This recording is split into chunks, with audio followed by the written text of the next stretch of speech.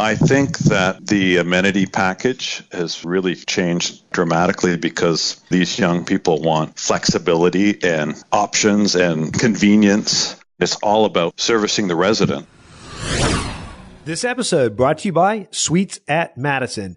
Meeting and conference rooms for rent by the hour, week, month, or year. Suites at Madison, where business gets done. Check them out at www.downtowntampaoffice.com. Now, on to the show.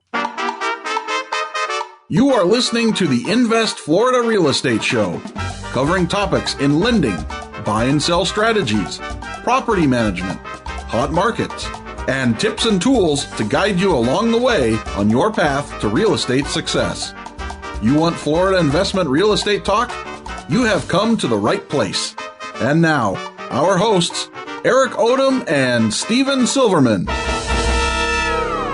Hello and welcome to another episode of the Invest Florida Real Estate Show. This is your co-host, Eric Odom, along with Steven Silverman. Still ticking along with the first podcast of the new year, Steven.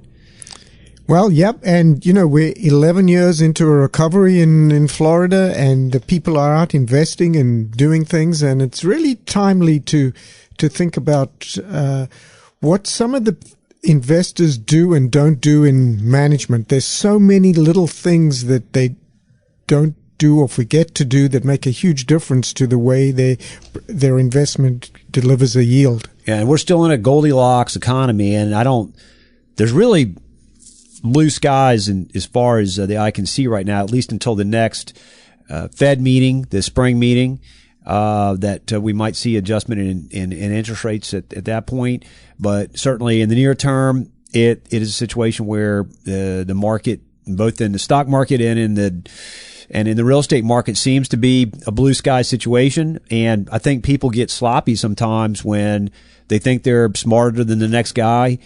They make investments that maybe don't make sense, and they're not paying attention to the balance sheet. And what we learned from the last downturn is that certainly the best investors, they're hardened in these down markets, right? And we're not in a down market. We're in an up market where everybody thinks that they're flawless, they're bulletproof. So it's we're going to have a guy that's going to come on today, Steven, that's going to talk a little bit about the property management side and maybe some things to think about, give people some things to think about when they're investing in this market. And we're looking forward to that. It's not very often that we get people out of the South Florida market to come and talk to us. So that's definitely a positive. Well, let's roll right into it. Well, hang on a second. We got to remember that there are people out there that take the time to write us notes and give us reviews. That's really important for us. It's a challenge for us to get guests that can add meaningful content on the podcast. And when you guys leave reviews, it helps us to attract those guests. They read them and they realize that people are listening, and it's a good use of their time to come on and spend some time with us. So I wanted to just talk about Mark Hanover. Today, Mark left a review for us at the end of last year. It says, Steven and Eric put on a great show with interesting and relevant information. Even if you're not looking to invest in Florida, this is a great podcast to check out weekly. Guys, if you've not had an opportunity to leave us a review on either Google Play Store or the iTunes Store, it'd be greatly appreciated. And that helps us. Yeah. And also just adding to that, if there's somebody out there that who you think would be a great guest for the show that could give education to our listeners, we'd appreciate hearing that. We strive very hard to bring you good content, and finding the right people is a continuing challenge. Yeah. This guest that's coming to us today comes from a listener and somebody who's coming out of the South Florida market that was plugged into what's happening in South Florida. Of course, we're based here in Tampa. We cover the entire state, but it's particularly challenged for us to get outside more than 100 miles outside of the Tampa radius, because it gets out of the area that we really know people. So when we get these referrals from Jacksonville and Naples and Fort Lauderdale area, Miami, it really is helpful for us in terms of doing programming and bringing quality content to you guys. Steven, unless we got something else, let's go ahead and roll into our guest. Today we have with us James Donnelly. James is the founder and CEO of the Casa Group. He has over 30 years of experience serving residential communities in managing residential properties. James is a CPA, general contractor, investor, and prominent speaker in the industry. He is very active in the community. He is on the board of advisors of Lemieux Center for Public Policy. James has recently received the Sun Sentinel's Excalibur Business Leader of the Year Award for Broward County, as well as the 2019 Terry Stiles South Florida Leadership Award. He has been recognized by the South Florida Business Journal as one of Broward County's ultimate CEOs, and he was inducted in 2014 into the Hall of Fame at Nova Southeastern University. James, welcome to the Invest Florida show.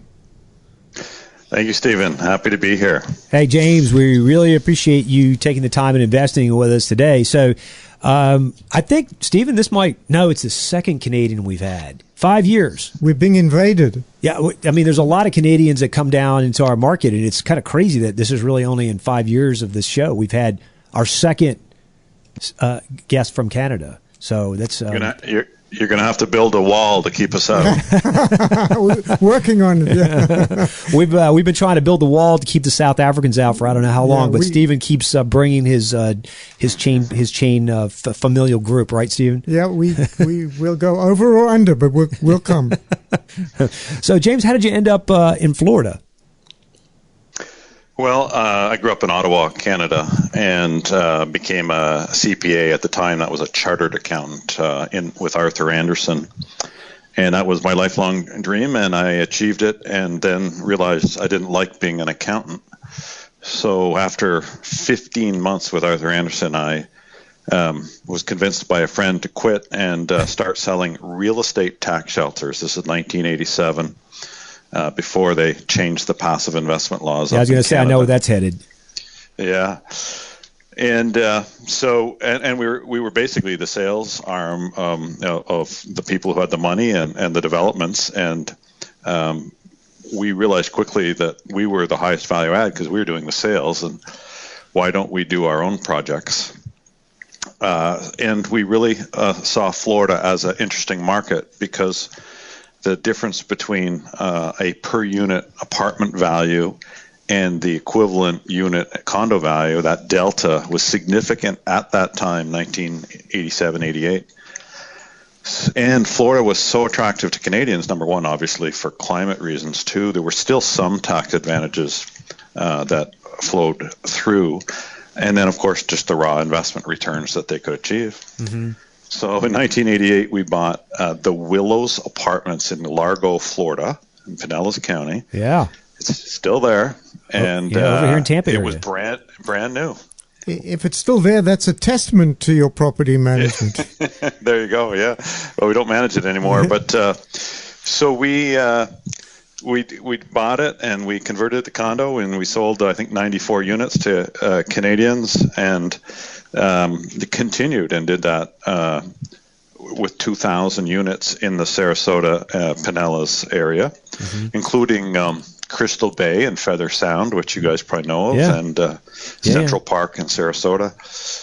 So by 1992, the Canadian investors asked us if we would manage the property.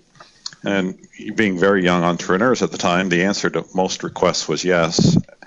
And so we started a little management company in Clearwater, Florida, in 1992, and that got us into the business we're in now. And then the Canadian dollar in 1994 went down into the 60, 63, 64 cents, and our sales stopped. Yeah. So all of a sudden, the main part of our business, selling these units, was so slow, and we had this little management company doing, half rental and half condo. And so in 1995, we started the Casa Group.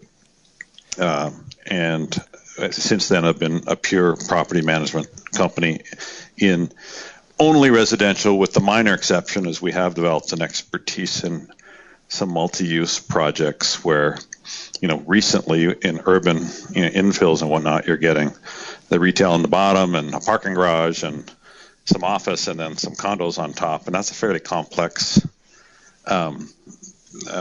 building or block Structure, to do the accounting on and budgeting, and so we do some limited commercial, but we're really fairly big Florida-based, and a little bit in Texas, residential property management, and now we manage over 120,000 units. So when you say residential, are you referring to single-family residential, or are you also referring to multifamily? So is it one or the other or both? It's all. Okay. So that's why, just from our roots, we were doing condos and the rental, and then that, and those condos were really 100% rental. Some of them have since kind of bifurcated, but we do single-family HOA, we do condo, and we do multifamily.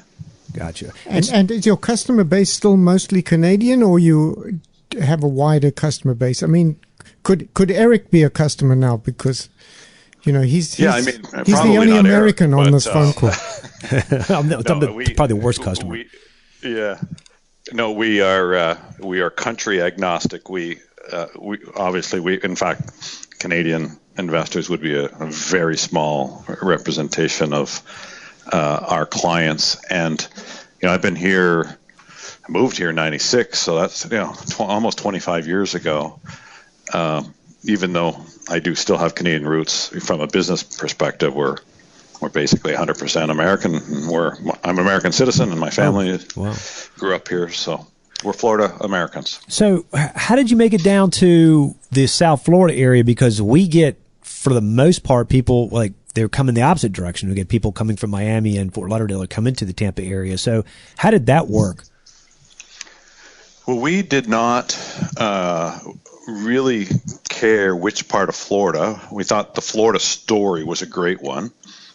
And what happened was we found the best deals in the Sarasota, Pinellas area. And the deal for us wasn't necessarily a cap rate. It was, what's the delta between what I can buy on a per unit basis as an apartment and what could I sell at? Because our deal with our Canadian investors is we're going to sell it to you at the condominium market value. So we basically made an arbitrage between apartments and condo values, which, by the way, doesn't necessarily exist anymore. But at that time, it did. Mm-hmm. Mm-hmm. And so you made a personal decision just to move to South Florida? Well, what happened then, in 1995, we made the commitment, created Casa Group, decided we were going to be property managers. And even though the deal profit wasn't as big, it was an incredible business from recurring revenue, steady Eddie, a sleep at night business, because if it was a good economy or a bad economy, the real estate still had to be managed. And I had just finished reading Wayne Huizenga, The Making of Blockbuster, and the unknown story about Wayne Huizenga is he obviously made his money with waste management. And in waste management, they didn't make any money picking up garbage. They made all their money renting the dumpsters. And so he sold that and he started Blockbuster, and everyone going like, what? And if you read his book or listen to his story, obviously he passed away last year, but he said, look, I don't care whether I rent dumpsters or cassette tapes at the time with Blockbuster, it's the same thing. And I'm getting a recurring revenue off a fairly small asset. And then he did a consolidation play. And so we were all about recurring revenue and thought we would do a consolidation in the industry, and bought a company in Fort Lauderdale that dwarfed what we were doing in Tampa and Clearwater. So it made sense for us to move to Fort Lauderdale. And that's why we moved here, not really for any other reason. And you're doing some investing yourself too, aren't you? We do, primarily in our own real estate. So we have offices across the state, and our first investment is always the building we occupy. Yep. And then, we currently don't hold multifamily, interestingly enough, because, we can get into that, but I just think we're at the peak, and I think there will be a buying opportunity, but it's not now. So let's talk a little bit about that. Where is the market going? We've been in one of the longest upswings that we've ever had, and what's your feeling in general now? Yeah, it never seems to me to be a shortage of people coming into the market and going, hey, I'm a multifamily buyer. I get literally every single day new people hitting me for multifamily properties, and it's hard, man. Hard to find stuff that makes sense. So I'm interested to hear your point of view. Well, first of all, I'm a huge fan of multifamily as an asset class. Like, look what's happened to retail. I owned a retail plaza in Manatee County, and I sold that last year because I just don't want to be in retail as an asset class. By the way, warehouse, distribution, flex space, that's probably a great asset class with all the Amazons of the world. But an office, I mean, everyone's working from their home, but so, the office growth hasn't been great, but everyone will always have to live somewhere. We have 1,000 new residents every day moving into Florida. There's 3 per house. So that means we have to build 333 units a day just to absorb in-migration. So I'm a big fan of multifamily as an asset class. Having said that, the cap rate's ridiculously low, historic low. And you could actually make a deal make some sense because interest rates are so low. But think about this. You buy the asset at a certain cap rate, and you can match it with debt at low interest rates, but that means you're locked in. If you ever sell that asset in a higher cap rate environment, which will come back, I mean, I would not want to be the owner of that asset at that time. So I just think cap rates are too low for my liking. Having said that, with all these people coming in, there's definitely going to be an absorption. They're building so many at this very moment, starts are exceeding absorption. So I do see softening. It's not going to be 09 over again because we didn't lever the real estate up. But I'd be surprised if we didn't see some softening. I mean, where I live in Fort Lauderdale, it's all $3 plus rents. I live downtown Fort Lauderdale in a high-rise condo. And a 2,000 square foot apartment in Fort Lauderdale, $6,000 a month. You have to make a lot of money to afford that. Yeah. And so talk to us a little bit about, you're doing business all over the state of Florida. You're also doing it in Texas, correct? Correct. And so tell us about the bulk of your business. Is it mostly South Florida, or is it pretty much all over? Is it just scattered all over the place depending on the investor? Yeah, we have a bubble map, so you can literally look at it here at our headquarters, where you can see our concentrations. And yes, the answer is we are heavy southeast. We're very strong southwest. We actually are a little light in Orlando and Tampa, like proportionally. Mm-hmm. So yeah, I mean, it's probably because we are here, right? Our community involvement is down here. Our brand is probably stronger down here. But I think from an opportunity perspective, I mean, to be honest, South Florida's getting a little intense. I think Southwest Florida's fantastic. Sarasota's on fire for us. I just think Sarasota's amazing. And, there's some pockets of Tampa, that Channel Side area. So, I mean, there are very few places in Florida that I don't think are positive because, in the high density, it's getting too expensive. So they got our coast. They just keep going north and further north. They get, land that they can afford. And that's probably a good thing. Let's talk a little bit about cap rates around the state. I mean, what are you seeing, just generally speaking? I don't know if you're dealing with Class A or Class Bs primarily, or Class Cs. I'm not really sure, but maybe you could kind of give us just a little, and we don't have to, run down a statistics list, but, just as generally, North or South Florida versus Southwest Florida versus the Tampa Bay area versus the I-4 corridor type of thing.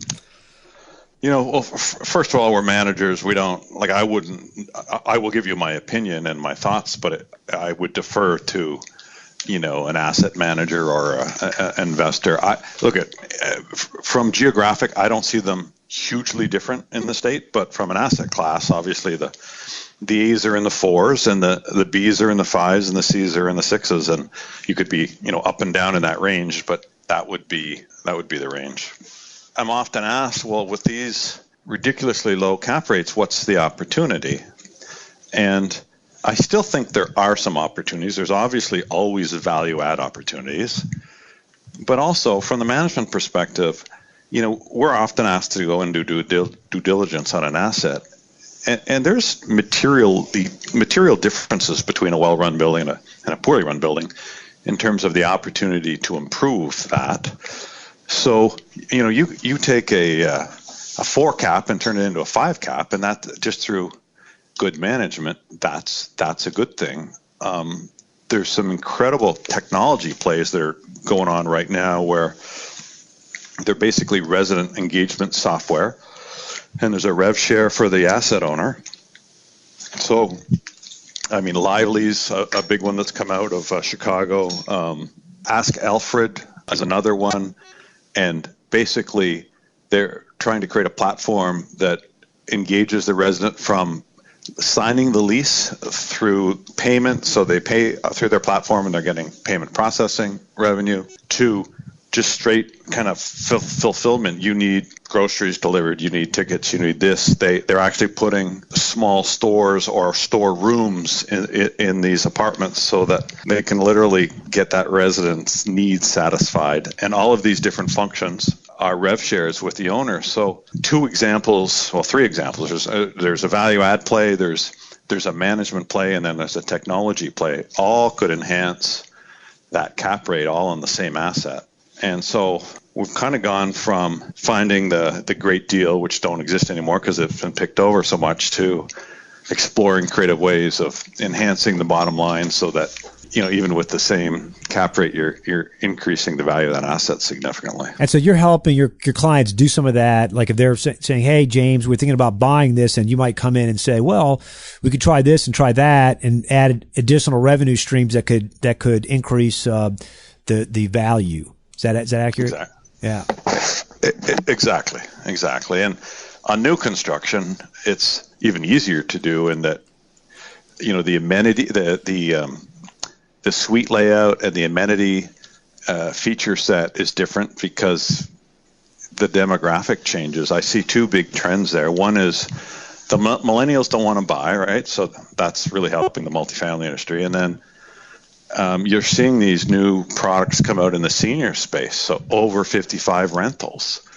Belmont Village is one that they've got a brand going, and there's a couple others, and that's a completely different amenity set. So even in new construction, I see some interesting plays in these verticals, like the young people and the not young people. I don't want to say old people because I'm almost one of them, but. It's exciting. In Fort Lauderdale, you've got X Las Olas, and then the same brand, they got X Miami. These are co-living spaces with incredible buildings and incredible amenities, and they're affordable because you're basically renting a room instead of an apartment. That's a dramatic change, and it kind of parallels the co-working phenomena. There's a property in Sarasota I was at a couple weeks ago. It's I think it's called the Bold Apartments. They're just opening up, and they're right beside the Bold co-working space. So the idea is, and they're tied together with fiber, and this next generation could basically work from their apartment and have their co-working space, at the end of the hall. It's pretty exciting. What are some of the other value add plays that are emerging right now? I know a few years ago, it was simple things like, people allowing dogs and pets in the apartments. Because 20 years ago, no one wanted the pets in the apartment, and then people figured out how to work with it because so many people are dog owners and cat owners, and you have to accommodate them. And they reluctantly sort of got dragged towards that, but it's a pretty simple thing. And now people are doing it in a creative fashion. And then, 5 to 10 years ago, the having Wi-Fi's in the common areas. But what are some of the things you're seeing that are sort of newer that are emerging on the value add plays, James? Well, I think the main one I mentioned is kind of the Lively software app. I know there's a couple of them, but that's the one that we've been using. I think that the amenity package has really changed dramatically because these young people want flexibility and options and convenience. And so there's also a service function. I think it's Ask Alfred. It's not so much a software, although it is a software, but they literally staff the building. and it's all about servicing the resident. But there's obviously a charge, and Alfred's making money on it. So that's but they have a rev share, so that's certainly an opportunity. The other area that we've been finding is if you have one asset owner and one property manager for a long period of time, there often can be some complacency. Have we really challenged every line item in that P&L? When was the last time we bid out every line item? And when we're asked to do due diligence, right, we benchmark it, and I think that there are opportunities, not so much, it's not really new, it's just a building that's been in the same situation for a long time usually has some complacency in it, and that's some opportunity from management side. That's what we look at to see if we can get a little more bottom line for our owners. So that actually, you preempted my next question, because I wanted to ask you, for our investors in the market that either self-manage or have property managers, what are the common mistakes that you see people making, and or property managers? And you just mentioned one, which was complacency in bidding out. But any other things you could mention? Yeah, well, that our company's called Castle, so we have something called the Castle Value Challenge, and that's step one, right? We literally go down. Two, we do a capacity analysis on every building to see is it staffed right. With changes in some of the feature sets, do you still have the right employee base? And if one person is a huge difference in terms of at 4% cap, that's a 25 times every dollar you save increases the asset value $25. Thirdly, this is a people business. At Castle we call it the royal service. There's a real high expectation of high service. In fact, my son lives in an apartment. My 30-year-old son lives in an apartment managed by one of my competitors, a big competitor. I'm not going to mention the name because it's not important. But he literally comes to me because we're in the business. He goes, "Dad, you wouldn't believe it. Like the people that they have in these positions aren't trained. They don't know what they're doing. They're not being responsive. They don't understand I'm the customer." And it sounds so elementary. But, I always use the Ritz-Carlton as an example. You walk in the Ritz-Carlton, you're king. And why wouldn't that be in the apartment that you live in or the condo you live in? And so I think there's a new demand for high level of service that is largely unmet. And in fairness, unemployment's at 2.5%. Like, it is a war for talent. And that's why we've focused a lot on our culture and our physical plant, because we don't want anyone to leave, right? We want to attract the best and keep them. So I think people is a big, big part of that.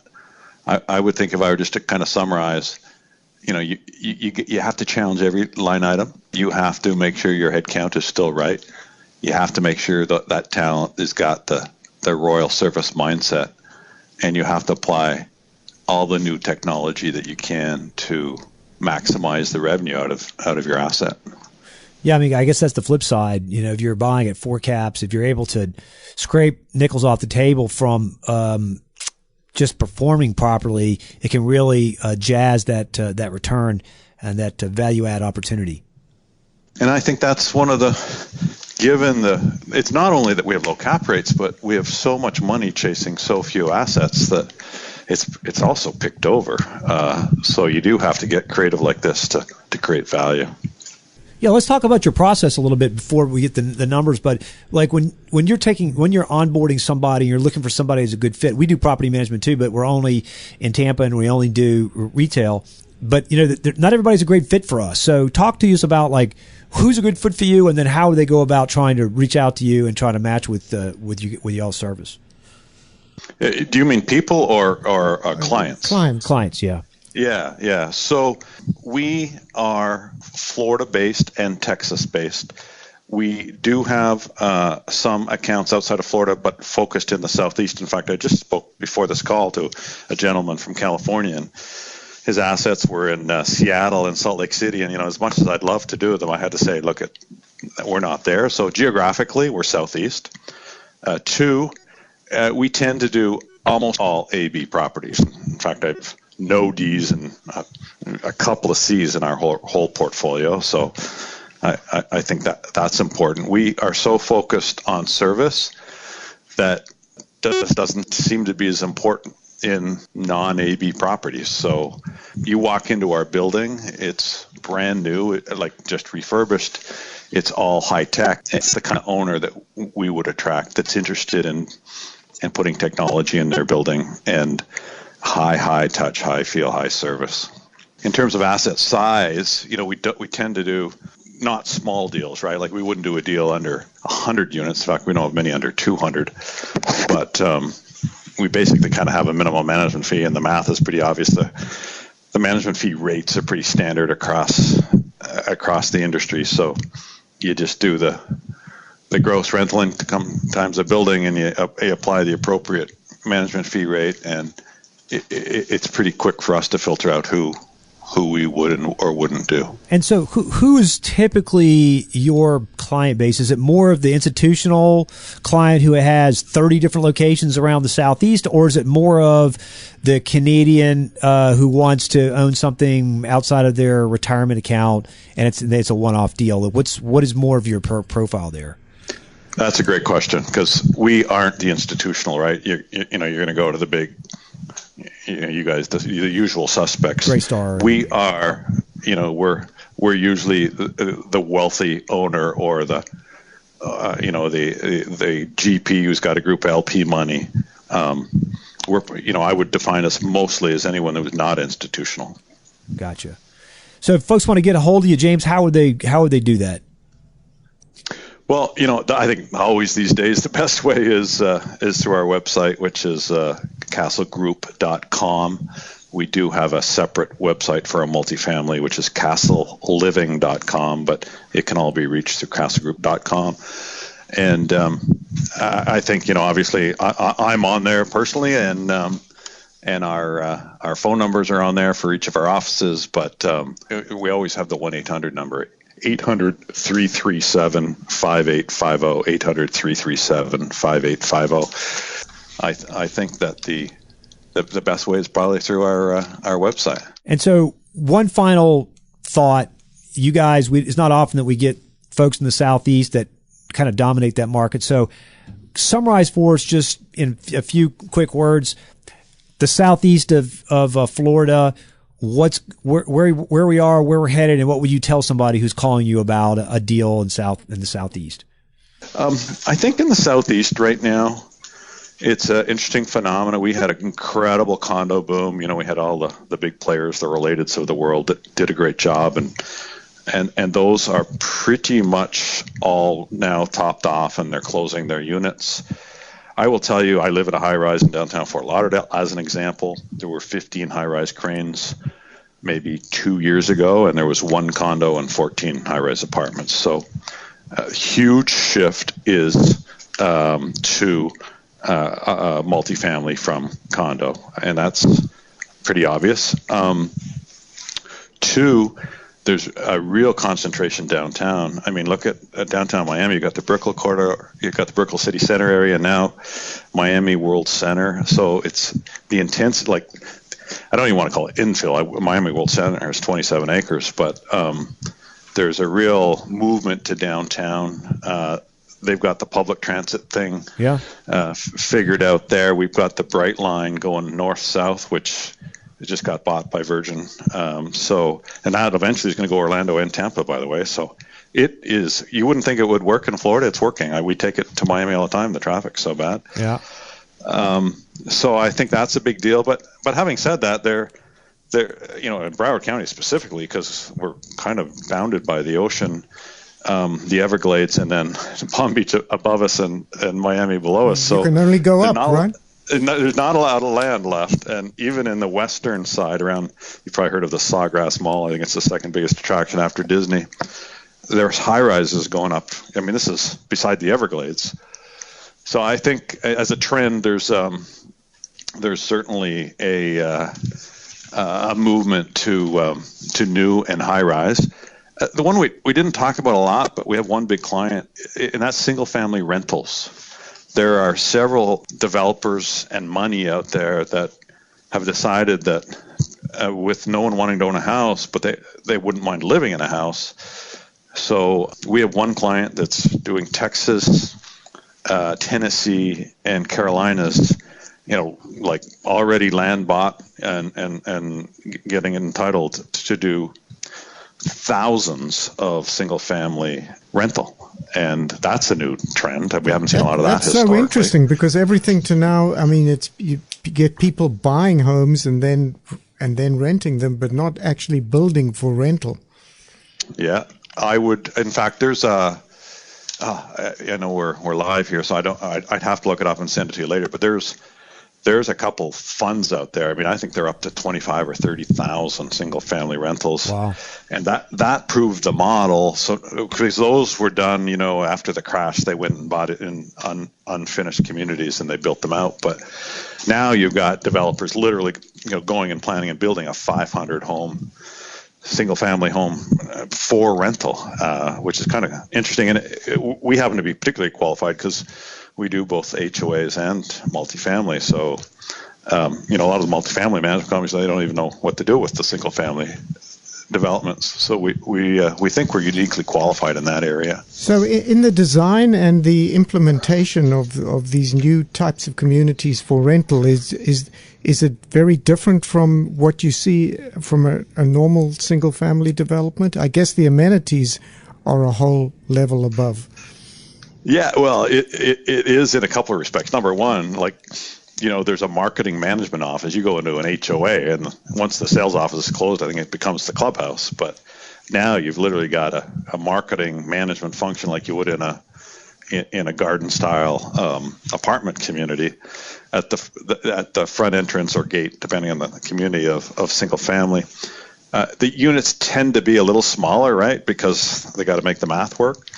The amenities are richer than most non-rental single family, and I think those would probably be the biggest difference. From a management perspective, it's really interesting because in most multifamily, we can't start renting the units until the whole building's built.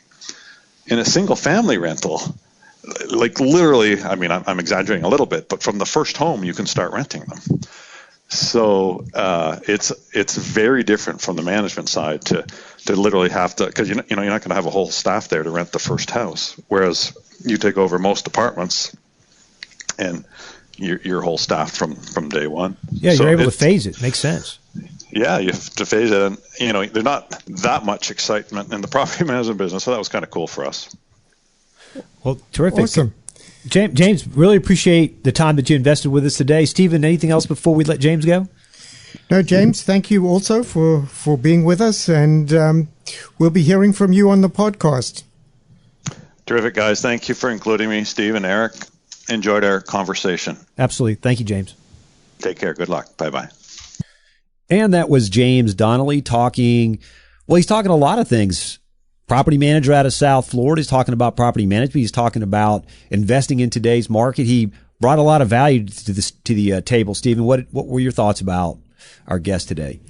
Eric, we've spoken to a lot of people, and we have so many people who want to invest in multifamily, and the buzzword is always value add. Everybody's looking for value add. But what is value add?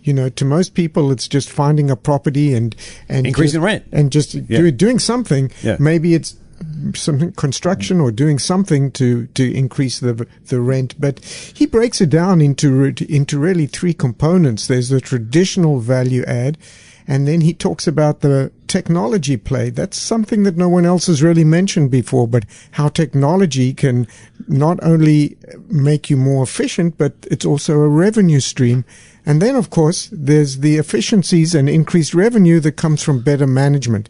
Management is another play. So there's three factors to consider on where you can add value. Yeah, I mean, a lot of folks, when they say value add, they're talking about putting in new flooring, maybe putting in some new amenities like a washer and dryer, maybe painting the building and putting some mulch in the flower beds. And James has got a pretty creative method of going out and trying to identify the market, pinpoint what needs are not being met, and then trying to find a way to increase value and be able to increase rent by doing these simpler things. And as the with the cap rate compression environment that we're in now, it's much more important for apartment investors, multifamily investors, to be creative about how they're investing and try to increase that value and increase the rents as a result and be able to get a good return on their investment. Stephen, James was a terrific guest. Where else can our listeners go to find other terrific guests to expand and enhance their real estate investing careers? Well, the place to go is our website, www.investfloridashow.com. You can also download the app and listen to it while you're mobile. There's a wealth of information and education there from prior podcasts. Guys, as always, we appreciate the time that you invest with us each and every episode. And until next time, hasta la vista. You've just listened to the Invest Florida podcast with Eric Odom and Stephen Silverman. Join us every week for actionable real estate investment ideas, and of course, visit our website at www.investfloridashow.com for more shows and tips on how to earn a cash flow in the real estate market in Florida. While hosts and producers of the Invest Florida show have no reason to doubt the validity of comments of our guests, we do not warranty their accuracy. Please check with your legal, financial, and tax advisors before entering into any investment.